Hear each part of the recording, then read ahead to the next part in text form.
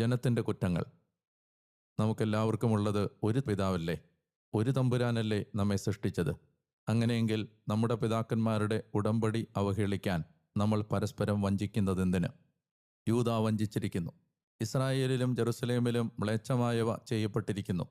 കർത്താവ് സ്നേഹിച്ച അവിടുത്തെ വിശുദ്ധ സ്ഥലത്തെ യൂദാ അവഹേളിക്കുകയും അന്യദേവസുതയെ വരിക്കുകയും ചെയ്തല്ലോ. ഇത് ചെയ്യുന്നവന് വേണ്ടി സാക്ഷ്യം നൽകി പ്രത്യുത്തരിക്കുകയോ സൈന്യങ്ങളുടെ കർത്താവിന് ധാന്യയാഗം അർപ്പിക്കുകയോ ചെയ്യുന്നവനെ യാക്കോബിൻ്റെ കൂടാരത്തിൽ നിന്ന് കർത്താവ് വിച്ഛേദിക്കട്ടെ. നിങ്ങൾ ആവർത്തിച്ച് ചെയ്യുന്നത് ഇതാണ്.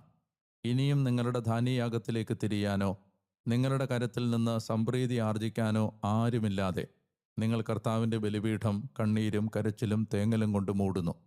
നിങ്ങൾ ചോദിക്കുന്നു, എന്തുകൊണ്ടെന്നാൽ നിന്റെ സഖിയും ഉടമ്പടി പ്രകാരം നിന്റെ സഹധർമ്മിണിയും ആയിരുന്നിട്ടും നീ വഞ്ചിച്ച നിന്റെ യൗവനത്തിലെ